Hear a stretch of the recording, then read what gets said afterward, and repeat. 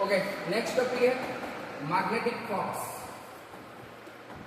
Magnetic flux, ठीक है, जिसको हम फाई बी से डिनोट करते हैं। अच्छा, इलेक्ट्रोस्टेट में क्या डिफाइन करते हैं भाई? इलेक्ट्रोस्टेट में इलेक्ट्रिक फ्लक्स डिफाइन करते थे, जिसको हम फाई ई से डिनोट करते थे। तो यहाँ पे मैग्नेटिक फ्लक्स को फाई बी से डिनोट करेंगे।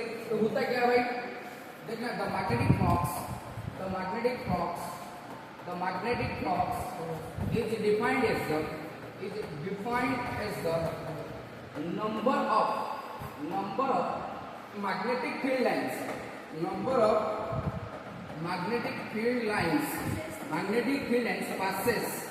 passes through a surface area, passes through a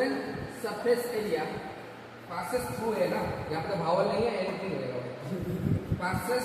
passes through a surface area normal समझ में आ जाते हैं। अच्छा, इलेक्ट्रोस्टेट में तो वही चीज पढ़ रहे थे ना, इलेक्ट्रिक फ्लक्स, कि जब भी number of electric field lines किसी सरफेस एरिया के थ्रू परपेंडिकुलरली पास हो रहा है तो उसको बोलते थे इलेक्ट्रिक फ्लक्स। बिल्कुल कॉपी पेस्ट यहाँ पे भी वही है, सेम सिनेरियो। अगर number of magnetic field lines किसी सरफेस एरिया के थ्रू परपेंडिकुलरली पास हो रहे हैं तो उसको क्या डेवलप होगा भाई? फ्लक्स बोलेंगे, मैग्नेटिक फ्लक्स बोलेंगे, ठीक है। हाँ, नहीं, वो बोलेंगे, पहले पढ़ रहे हैं हार्ड सरफेस के लिए, ओपन सरफेस, फिर बोलेंगे क्लोज सरफेस के लिए, ठीक है कि नहीं? तो जैसे कि क्या है, ये ओपन सरफेस है, ठीक है। अगर मैग्नेटिक फील्ड लाइंस ऐसे परपेंडिकुलरली पास करेंगे, ठीक है, किसी एक सरफेस एरिया के थ्रू अगर मैग्नेटिक फील्ड लाइंस ऐसे पास करेंगे, ये स्टाइलस मैग्नेटिक फील्ड लाइंस है, पास करेंगे, उसको बोलेंगे मैग्नेटिक फ्लक्स। समझ में आ रहा है? उसको मैं समझाता हूँ, खेल लेता हूँ। जैसे कि मान ले ये तरह कोई एक सरफेस एरिया है, ये क्या है? सरफेस एरिया है, ठीक है। अच्छा, ये सरफेस एरिया है और एक सरफेस एरिया का एक एरिया वेक्टर होता है, डायग्राम बना देते हैं। एक एरिया वेक्टर होता है, यस सर नो, ये होता है एरिया वेक्टर। और एरिया वेक्टर होने से किधर होता है भाई? एरिया वेक्टर होने से सरफेस एरिया के परपेंडिकुलर होता है आउटवर्ड। जैसे ये क्या है, ये ओपन सरफेस है, फ्लैट सरफेस, तो उसका एरिया वेक्टर किधर होगा? Perpendicular to the plane outward, perpendicular to the plane outward. अगर ये सरफेस एरिया ऐसे होगा तो ये हो जाएगा उसका एरिया वेक्टर। क्या समझ में आ रहा है? तो एरिया वेक्टर ये हो जाएगा। अच्छा, एरिया वेक्टर को हम एन कैप से डिनोट करते हैं, कैसे डिनोट करते हैं? एन कैप से, ठीक है, एन कैप से डिनोट करते हैं। अच्छा, जैसे कि मान ले मैग्नेटिक फील्ड लाइंस हमें ऐसे पास हो रहा है, ये ऐसे हमारा मैग्नेटिक फील्ड लाइंस पास हो रहा है ऐसे। जैसे कि मान ले, एक सेकंड, ऐसे मैग्नेटिक फील्ड लाइंस पास हो रहे हैं, ठीक है, ऐसे मैग्नेटिक फील्ड लाइंस पास हो रहे हैं, ठीक है, ऐसे हमारा मैग्नेटिक फील्ड लाइंस पास हो रहे हैं। समझ में आ रहा है? ये हमारा मैग्नेटिक फील्ड लाइंस है, ये क्या है? ये हमारा मैग्नेटिक फील्ड लाइंस है जो कि ऐसे पास हो रहे हैं। समझ में आ रहा है? तो क्या यहाँ पे मैग्नेटिक फील्ड लाइंस जो है ये नॉर्मल वेक्टर के साथ, मतलब सॉरी एरिया वेक्टर का जो यूनिट वेक्टर के साथ थीटा एंगल बना रहा है यहाँ पे। समझ में आ रहा है? थीटा एंगल बना रहा है, ये सर नो। अच्छा, अगर यहाँ पे हम फ्लक्स कैलकुलेट करेंगे कि कितना ये सरफेस एरिया के through magnetic field lines perpendicularly pass हो रहे हैं, तो हमें कुछ पैरामीटर को डिफाइन करना पड़ेगा। तो पहले देखो भाई, कौन सा पैरामीटर के ऊपर फ्लक्स डिपेंड करेगा? Phi B directly proportional to the होगा बी। भाई जितना मैग्नेटिक फील्ड का स्ट्रेंथ बढ़ेगा, मैग्नेटिक फील्ड जितना ज्यादा होगा, मैग्नेटिक फ्लक्स भी उतना तगड़ा आएगा। समझ में आ रहा है? अच्छा, phi B directly proportional to the, क्योंकि एरिया जितना ज्यादा होगा, एरिया जितना एक्सपांड करेगा, उतना ज्यादा number of field lines perpendicularly pass करेंगे, फ्लक्स भी बढ़ेगा। अच्छा, दूसरा phi B directly proportional to, अच्छा मेरे को एक बात बता, क्या यहाँ पे magnetic field lines theta angle बना रहा है एरिया वेक्टर की यूनिट वेक्टर के साथ, ठीक है कि नहीं? तो इसका दो कंपोनेंट्स आएंगे। कितना कंपोनेंट्स आएंगे? यहाँ पे दो कंपोनेंट्स आएंगे, ठीक है, यहाँ पे दो कंपोनेंट्स आएंगे। एक कंपोनेंट आएगा परपेंडिकुलर कंपोनेंट, इसको अगर आप वेक्टर फॉर्मेट तोड़े, ठीक है, उसका कंपोनेंट में तोड़े, ये उतना मैग्नेटिक फील्ड है, ये तरह मैग्नेटिक फील्ड है जो कि ये तरह क्या है, ये तरह मैग्नेटिक फील्ड है जो कि मतलब थीटा एंगल बना रहा है एरिया वेक्टर के यूनिट वेक्टर के साथ, एरिया वेक्टर के साथ थीटा एंगल बना रहा है। तो यहाँ पे ना तो ये एरिया वेक्टर के अंदर आर्क कर रहा है, ना ये सरफेस एरिया के ऊपर पैरेलल आर्क कर रहा है, ये प्लेन में चल रहा है। समझ में आ रहा है? तो इसका दो कंपोनेंट आएगा, एक कंपोनेंट इधर आएगा बी साइन थीटा, और इधर एक कंपोनेंट आएगा along, exactly along area vector के साथ, एरिया वेक्टर के एलोंग ही आएगा एक कंपोनेंट। क्या नाम उसका? B cos. मतलब मैग्नेटिक फील्ड के दो कंपोनेंट में हमने तोड़ दिया। एक कंपोनेंट आया परपेंडिकुलर कंपोनेंट जो कि पैरेलल है एरिया वेक्टर सरफेस एरिया के अबाउट बी साइन थीटा, और एक कंपोनेंट बी cos थीटा जो कि एग्जैक्टली एरिया वेक्टर के एलोन चल रहा है, पैरेलल है। समझ में आ रहा है? ये जो परपेंडिकुलर कंपोनेंट है मैग्नेटिक फील्ड के, ये जो परपेंडिकुलर कंपोनेंट है बी साइन थीटा, ये एरिया वेक्टर के अबाउट एलोन नहीं है, और ये जो हॉरिजॉन्टल कंपोनेंट है b cos थीटा, ये एग्जैक्टली एरिया वेक्टर के अंदर क्या हो रहा है, पैरेलल हो रहा है। अच्छा, हमें क्या चाहिए, हमें प्रॉक्स चाहिए। और प्रॉक्स की कंडीशन क्या है कि number of field lines perpendicularly pass होना चाहिए, पैरेलल लाइन। ठीक है, यहाँ पे ये जो कंपोनेंट है b cos theta, magnetic field का जो हॉरिजॉन्टल कंपोनेंट है b cos थीटा, क्या ये perpendicularly along the area vector के साथ पास हो रहा है, तो इसके इस कंपोनेंट के कारण फ्लक्स डेवलप होगा, इसके लिए डेवलप होगा ही नहीं क्योंकि ये पैरेलल जा रहा है। ठीक है कि नहीं, ये पैरेलल जाए एग्जैक्टली सरफेस के ओर पैरेलल जा रहा है, ये तो फ्लक्स में कंट्रीब्यूट करेगा ही नहीं, तो इसको क्या करेंगे, नेगलेक्ट कर देंगे। तो ये कंपोनेंट के ऊपर डिपेंड करेगा फ्लक्स, तो यहाँ पे हम लिख सकते हैं cos theta. Yes sir, cos theta आप समझ में आ रहा है। अच्छा, ये सारे टर्म को अगर हम क्या करें, वापस में जोड़ दें, क्या हो जाएगा, phi B directly proportional to B A cos theta. ठीक है, तो यहाँ पे प्रोपोर्शनलिटी साइन को अगर हम हटा दें तो ये क्या हो जाएगा, के बी ए cos थीटा।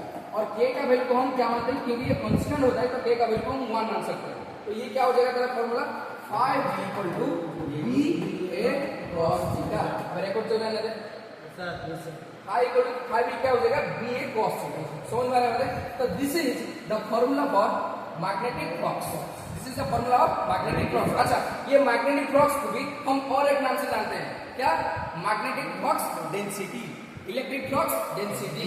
तो यहाँ पे क्या होगा, मैग्नेटिक फ्लक्स डेंसिटी। अच्छा, इलेक्ट्रिक फ्लक्स क्या था, इलेक्ट्रिक फ्लक्स था यही ना, ई ए cos थीटा, ये था electric flux, number of field lines passing through the area perpendicularly.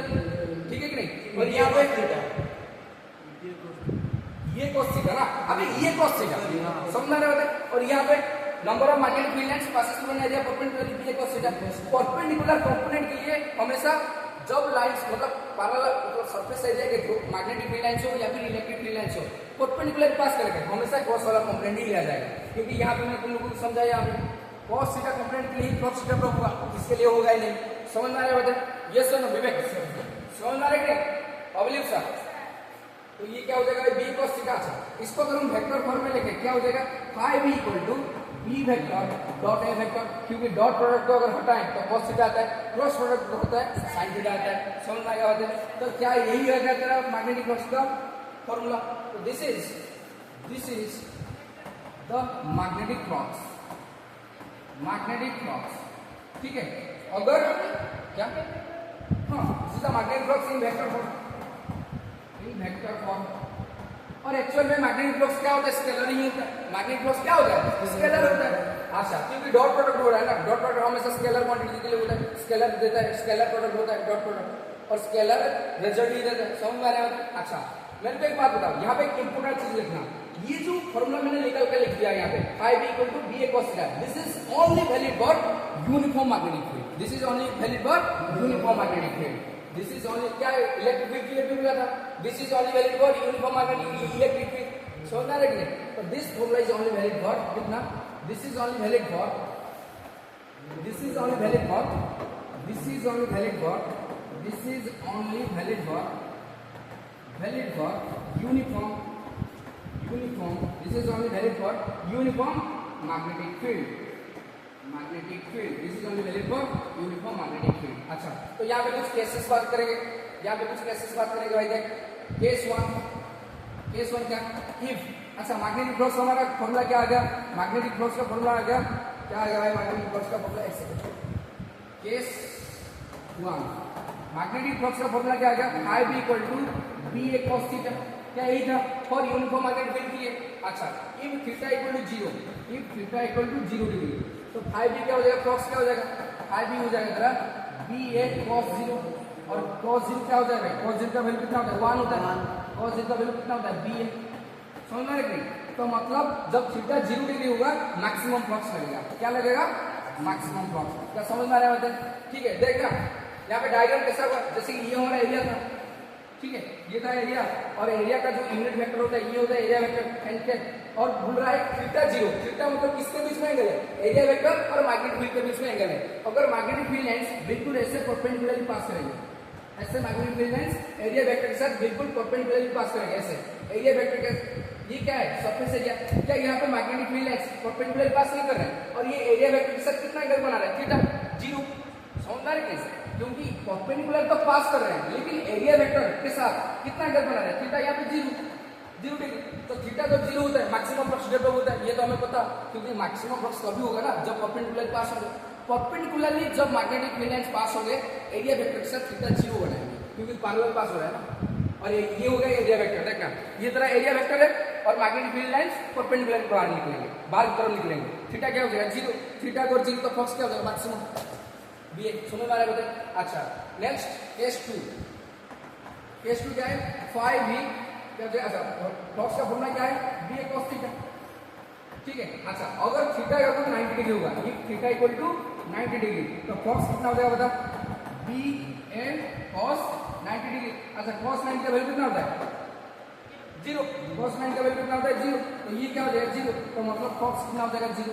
इसका मतलब जब भी मैग्नेटिक फील्ड लाइंस, ठीक है, एरिया वेक्टर के बाद क्या हो रहा है परपेंडिकुलर पास हो रहा है, तो फ्लक्स कितना लगेगा 0, फ्लक्स कितना लगेगा 0। इसका मतलब कैसे, देख ये तरह एरिया वेक्टर है कि नहीं, ये तरह एरिया वेक्टर है, ठीक है, इधर ध्यान दे, ये तरह एरिया वेक्टर है। अगर मैग्नेटिक फील्ड लाइंस ऐसे पास हो रहा है, ऐसे पास हो रहा है, क्या ये magnetic field lines area vector से थीटा 90 डिग्री नहीं बना रहा है, यहाँ 90 डिग्री बना रहा है ना, यहाँ पे फ्लक्स डेवलप होगा नहीं, कंडीशन सेटिस्फाई नहीं हो रहा है, क्योंकि फ्लक्स तभी डेवलप होगा ना magnetic field lines perpendicularly pass करेंगे एरिया वेक्टर के अबाउट। समझ में आ रहा है कि नहीं, परपेंडिकुलरली देखना, ये उसका एरिया वेक्टर और परपेंडिकुलरली पास हो रहा है, ऐसे सरफेस एरिया के तो परपेंडिकुलर पास हो रहे हैं और एरिया वेक्टर के साथ थीटा 0 बना रहे हैं, तो भी फ्लक्स डेवलप हो रहा था मैक्सिमम फ्लक्स। लेकिन जब magnetic field lines area vector के अबाउट पैरेलल जाएंगे, सॉरी सरफेस एरिया के अबाउट पैरेलल जाएंगे, ऐसे देख ये तरह सरफेस एरिया है और ऐसे पैरेलल जाएंगे, इसका मतलब ये तरह सरफेस एरिया है ना, मैग्नेटिक फील्ड लाइंस ऐसे पास होंगे, कुछ फ्लक्स आएगा ही नहीं, मैग्नेटिक फ्लक्स कब आएगा जब परपेंडिकुलर ऐसे पास करेंगे। समझ में आएगा बात है, क्लियर।